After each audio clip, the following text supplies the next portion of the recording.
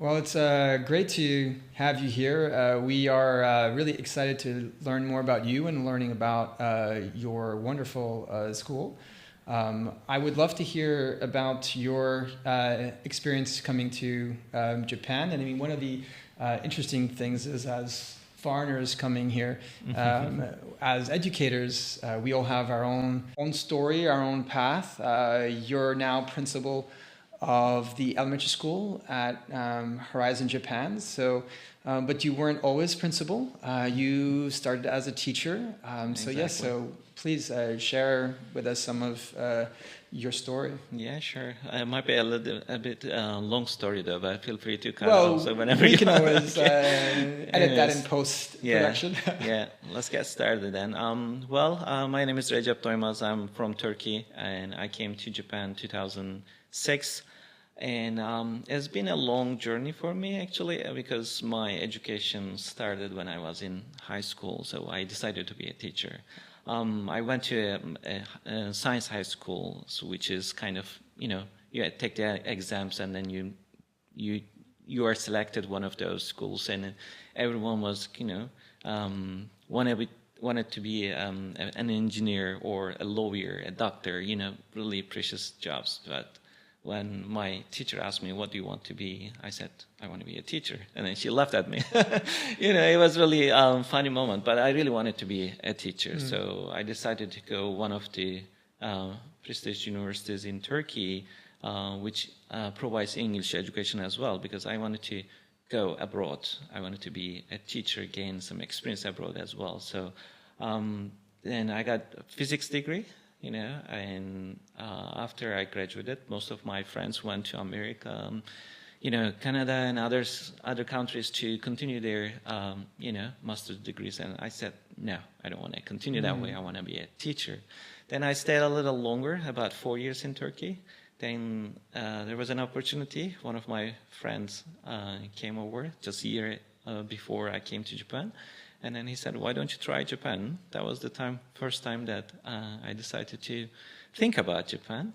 Then I came here to learn Japanese, because that was the way that I could get my visa here.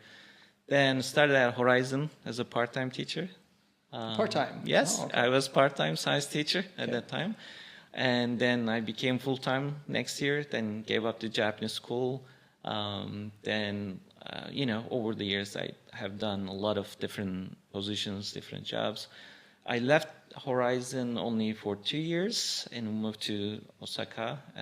There was an opportunity to be a principal over there at another international school. Then I returned back to Yokohama campus again.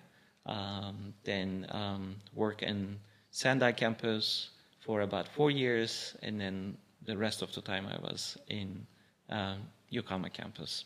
So you can imagine that, like, primary related, secondary related, all different positions I have done. Saturday school coordinator, college counselor. I have done college counselor as well. Physics teaching, physics, science, all the age groups.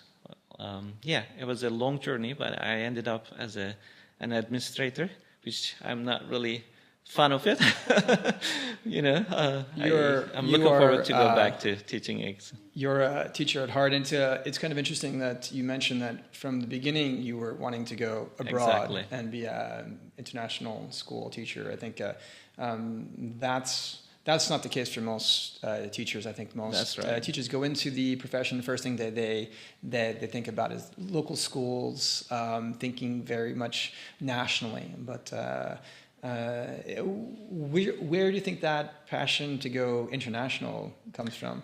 Well, being a teacher, I think my environment affected me. So two of my brothers are teachers, their wives are teachers. So I am a teacher. So I became a teacher. So by going abroad, I wanted to challenge myself actually, because, there are lots of people teaching in public schools in Turkey, but why not try to gain some extra experience outside of Turkey, because there are lots of different programs, different education systems, and trying that and finding the best one and actually bringing my experience to share with the other people abroad.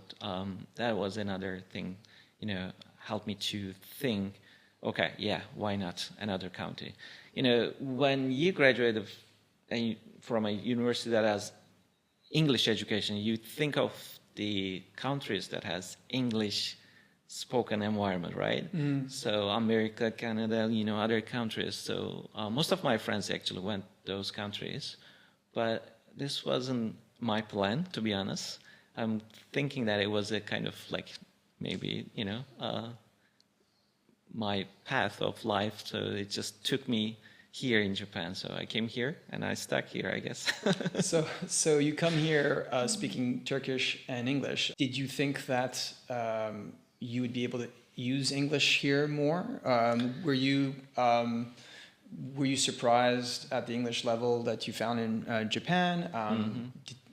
Did you start seeing a need for an international school where English is the base language? That's a good question, actually, because I was thinking people can communicate in English more than what I've found, you know, after I came to Japan, because, you know, Japan is a, you know, developed country, and then I was expecting more people speaking in English, but it turned out that, yeah, at school, you can survive with English, but outside of school, in the real life, people do understand English, but it is hard for many people to speak or communicate in English. That was a kind of like surprise for me as well. But it also helped me to learn Japanese.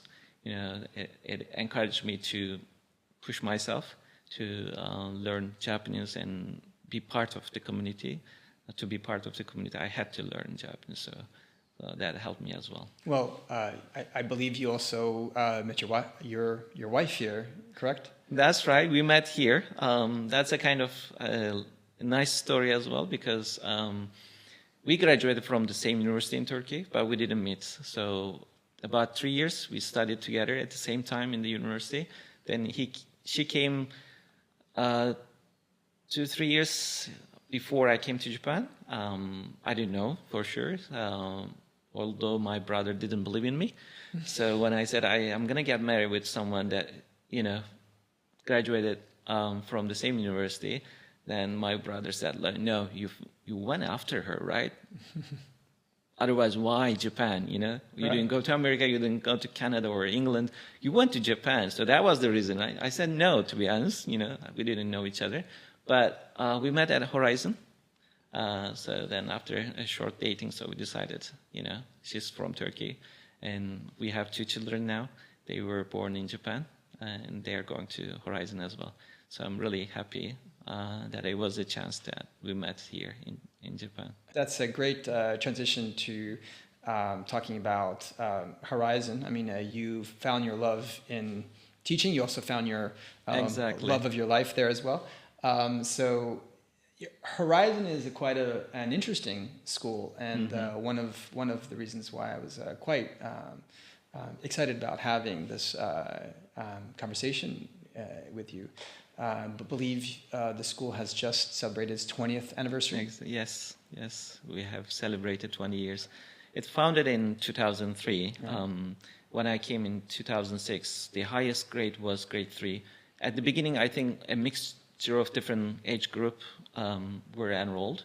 Then they decided to go with only step-by-step growing slowly and nicely.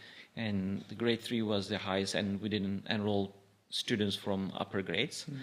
Then I had a chance to witness the growth of Horizon, actually, because it was a very small school and small number of people, financially challenging, being a foreigner in Japan and trying to set a good school in Japan, especially international school, is not easy. There are lots of international schools around, but considering that early learning, primary school, middle school, and high school, all set schools are very few. I think there are 3 big schools in Yokohama area, considering that it's not easy. But looking back, last 20 years, and at the level that the school came, it's a big success, I think. I think you hit on the right chord there. I think one of the interesting things about the school is that if I had to think of an international school that has come about in the last 20 years, and has grown and successfully to create a middle school and then a high school, and being accredited. I mean, your school has all of them, which we can get into that in just a bit. I honestly find it very difficult to think of any others. Recently, there's a few British schools that have opened, but in the last 20 years, I think Horizon really seems to shine as a success story, as a school that started very small, as there are very many small schools here that start with grade 1 and grade 2 and grade 3 and try to build, but often they falter. They hit incredible challenges. I know that Horizon, and you being part of that journey for so long, you must have seen them. There must have been some strong headwinds as well. But the accomplishment of what your school has been able to do, and the community that you built over the years, I think it's quite extraordinary. I think what I'd like to know, and I'm sure a lot of people would, is how did that come about? I'm sure it wasn't always obvious that the goal or the point that you are at right now was going to be achievable, or 100% achievable. I'm sure there must have been doubts at times. Yes, please just walk us through some of that journey from the start, where you were a very small school to what you've become now. That's right. Actually, it's a big success, but there are a lot of challenges behind this success, and there are a lot of achievements behind it. And as I said, like, I witnessed most of them. The time that I came, it was very small, and then we didn't really imagine that the school will come to this point. Maybe founders have some thoughts about it, but maybe most probably they didn't even think about that the school will be this successful level, like they will come in 20 years. I would say that the biggest thing behind it is the dedicated people, both within the staff as well as the supporters and the whole community. We had really nice environment over there. When we had the WASC CIS visit, so one thing they told us that, like, you have amazing family-like environment. Right. And our question is, how can you keep it the same, when the school will grow up? So that was the biggest thing. So it was really nice and family-like environment. I think that made us to be successful. And considering that the dedicated people, staff like teachers, administrators, other people, so all contributed to the school, and then it became a good school. We started, like, the school started as a small early learning center in the first campus area. You will probably see in Higashitaro, 15-20 minutes from Surumi Station. It was in a good location. It was like in a residential area. However, it was far from the station. Not easy to bring the children, and there were no parking lot for, it's a small one. Then after 3 years, when I came in 2006, they moved to a new building, which is like 5 minutes walking distance where you work at as well. So it was closer to the main road. However, it was still not too big and far from the station. And in 2019, it's not that far, 2019, we moved to a beautiful location, amazing place, the location that the school is now. And students can walk from the station, from Yokohama station. It's amazing, right? Isn't it?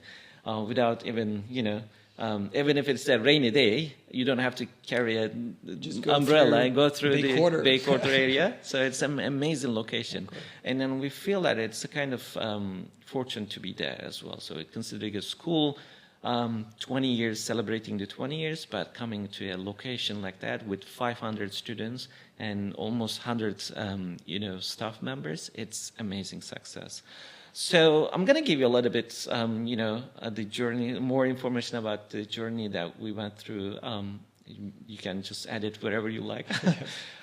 So the education was like, we didn't really have a strong program when I came. So then we start searching about what is the best for our school, because the school started by business people.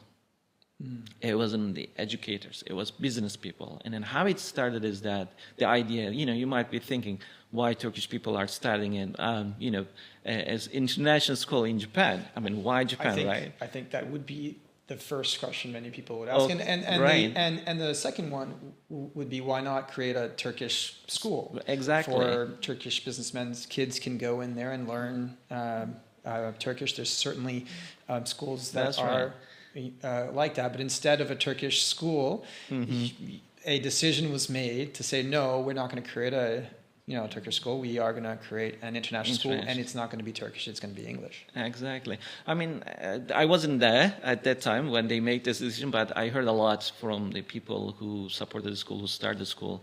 Most of them changed, most of them not probably even part of the school, but the idea was behind this was the creating an environment school for those who are far from their country but want to provide good education. Although they don't know the Japanese, they can survive in Japan and they can continue their future education for their child, right? For their children. So contribution of both Japanese business people and Turkish business people, some connections, and then they came up with an idea of like creating a school. And why not Turkish schools? Because they didn't just aim to provide this school for the Turkish community. It would be a very limited, because there are not many Turkish people around. And considering that Surumi area, maybe it will be just few people, or there might be some people who might want to move to Surumi area, right? So it wouldn't be a really a big school. It would be a just limited number. So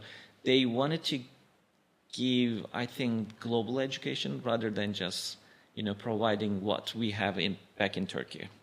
So this will allow their children to be part of the community and to grow and then help other people as well. So imagine that students who are graduating from our school will be going and then contributing to community wherever they will be. So to do that, they need English background, they need international education, they need global mindsetting, they need international mindedness. So it is not just, providing the education, it's providing a good education so that they can, be contributory when they grow up.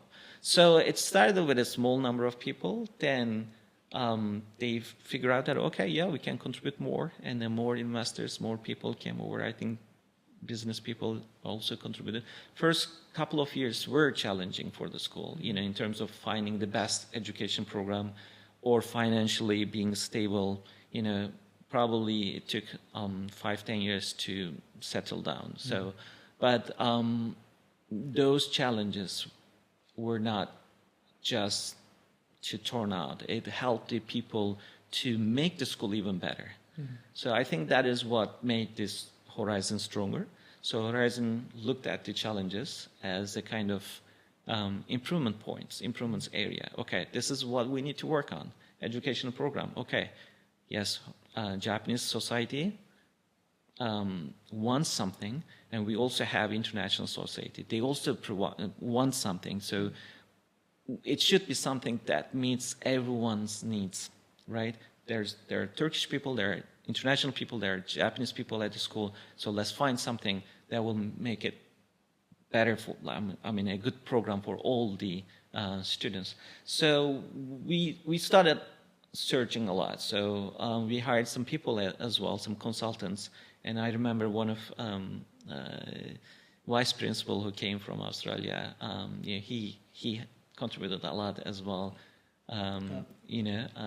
So with these things, so there were a couple of good programs out there. So we picked Cambridge program.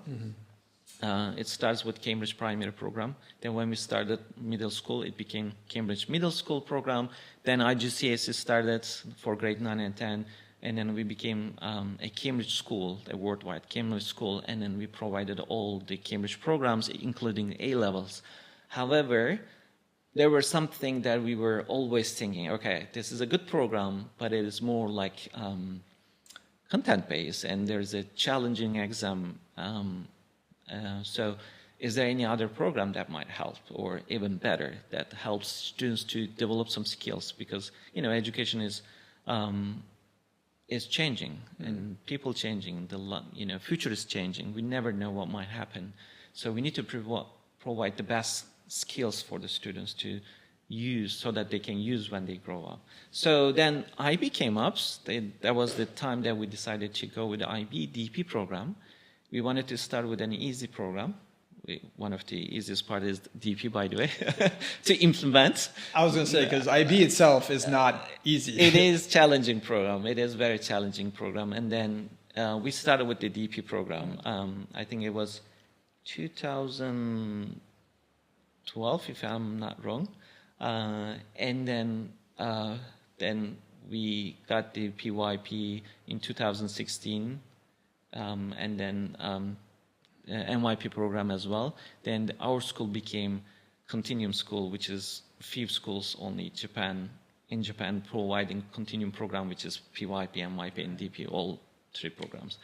So that was the changing point in our school as well. So the number of students increased, the number of, the quality of education, the environment changed a lot, and the quality of the staff changed a lot as well. So lots of training sessions, lots of professional developments.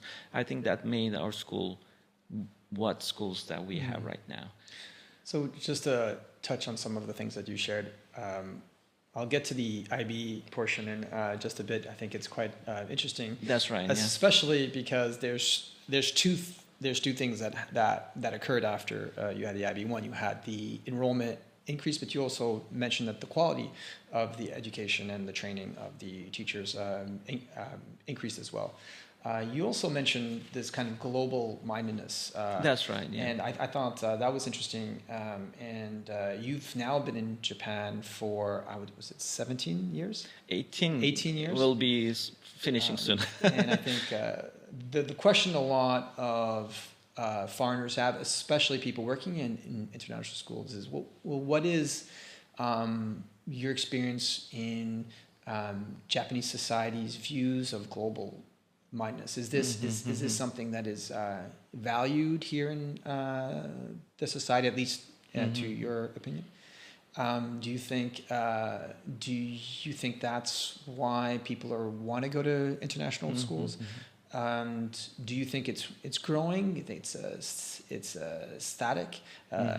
I think I've asked this to different people and I've gotten different answers. I'm just curious what your views are on it. Well, I lived in Tokyo, Yokohama, Osaka area as well, and Sendai area. So I would say that my experience and also thoughts change when I met different people.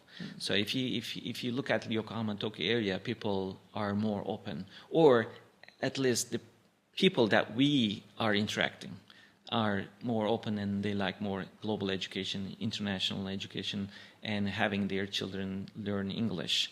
And because they know that in the future they will need it, and then they can go somewhere, or even if they won't go anywhere, the global is, the global becomes a unique society that everyone interacts each other easily, like online. And after this COVID, we realize that. I think Japanese society also realized that it's getting a small village, So people are more open-minded here in Yokohama and Tokyo area, or at least people that we interact, as I said. But when I moved to other cities like Sendai area, there are not many people interested in English education or international education. Right. So, however, when you sit down and talk, most of the people believe that it is important.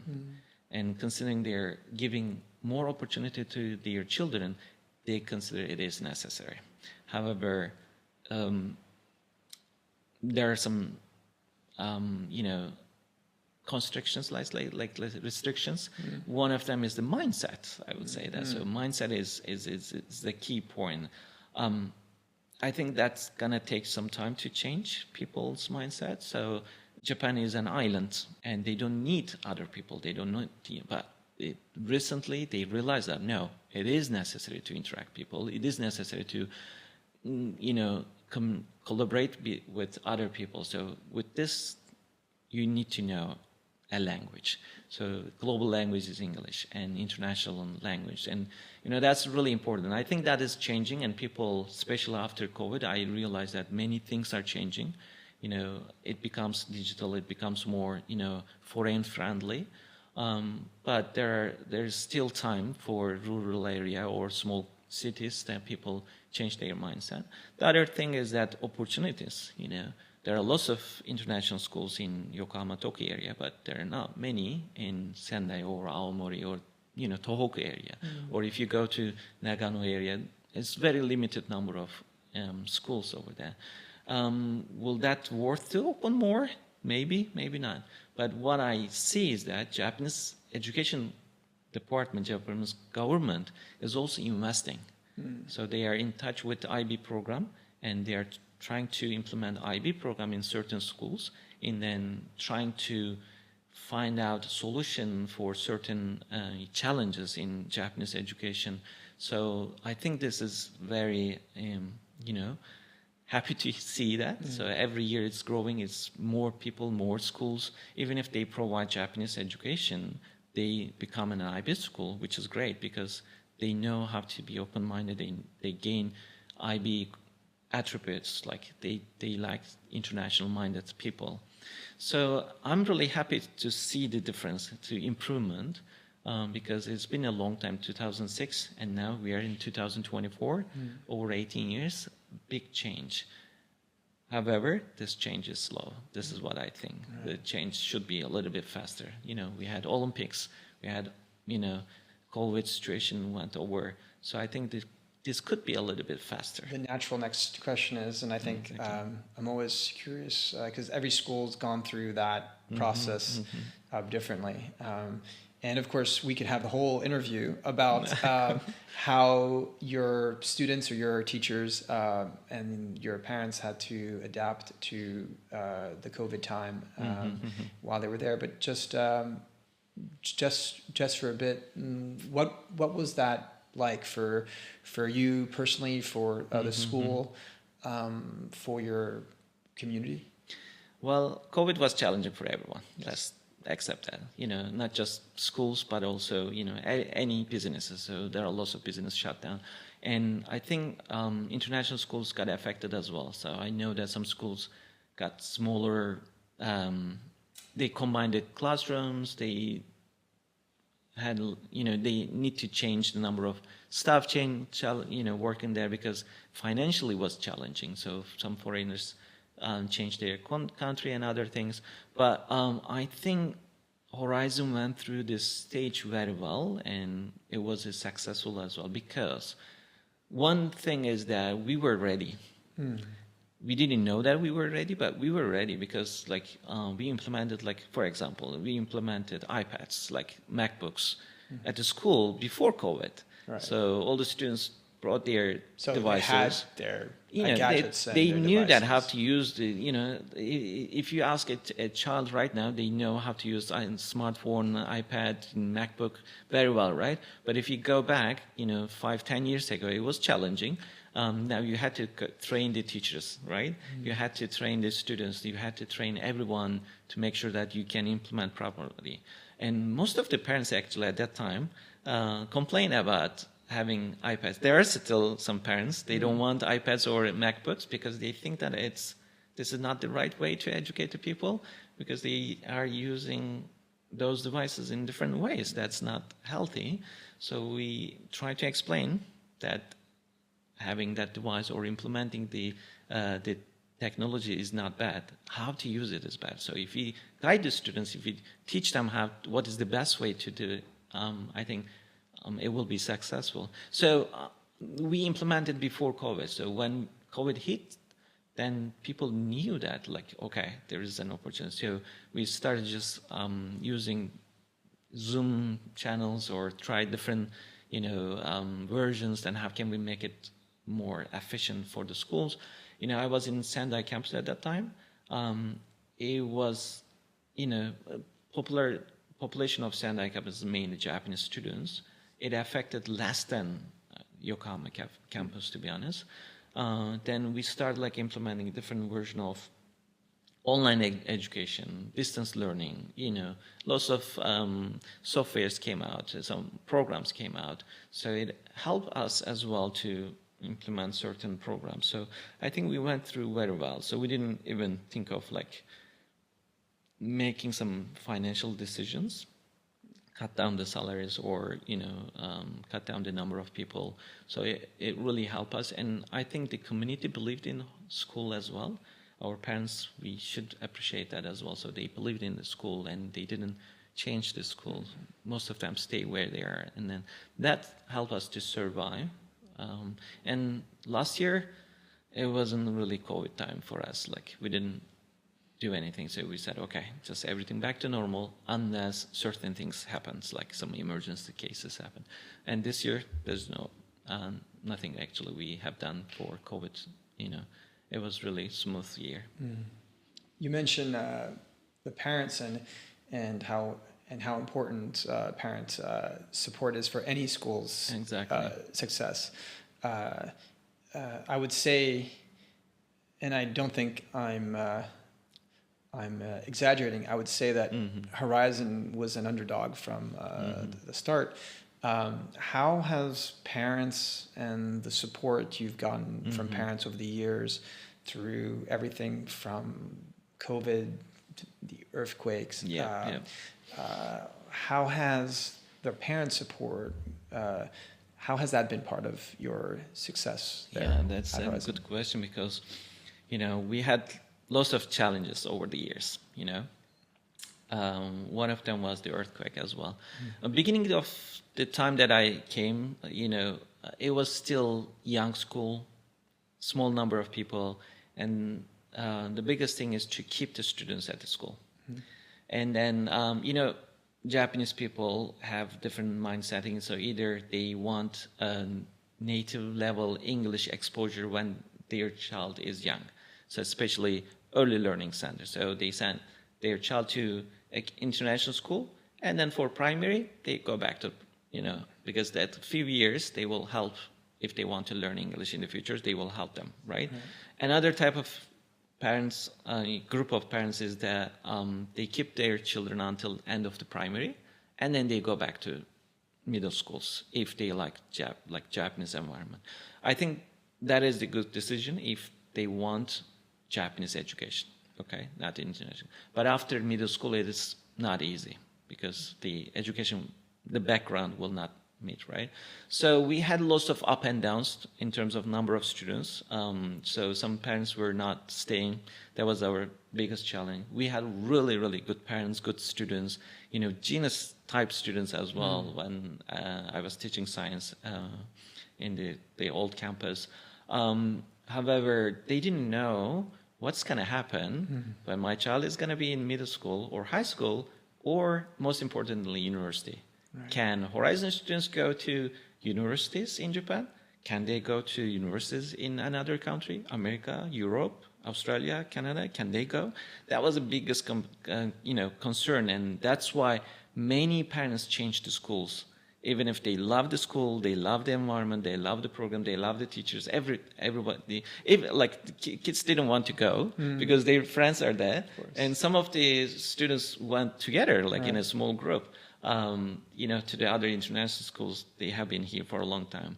And until we had the first graduate in 2012, and then went to the university successfully, no problem, then parents start thinking, oh yeah, there's something good happening at this school. So Horizon students can go to universities. And then we had another student graduated, went to the American university.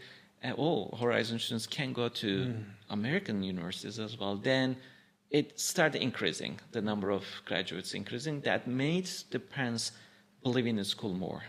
So that was the number one turning point, let's say. Those first pioneering parents, Yeah. who I appreciate them. They were amazing, you know. They are amazing because they are the ones that truly have to believe something that they don't even see yet, something that's not even tangible, something that you can't even prove. Because at the end of the day, a lot of schools, sometimes it's a lot of rhetoric, a lot of words, but where are your graduates? So in this case, seeing those first pioneering parents have their kids go to those higher level schools make all the difference. I think that's something that schools appreciate. That I personally in touch with some of the students, like or maybe most of the students who graduated early years, and then those parents as well. So sometimes we see each other outside of school as well. So amazing people, and they contribute to school because they believe in the school. Imagine that you have money, you can send it to the other international school. Why Horizon, right? And they don't even have graduates, but they believe in this school. They believe in the school environment school will be successful. And kids also did a really good job as well. Oh, thank you so much. Thank you. Recep Doymaz, principal of Horizon International School, elementary school. Thank you so much. Thank you very much for inviting. Joining us, and I look forward to speaking with you again at your next anniversary of school. Thank you. Thank you so much. Thank you very much for inviting.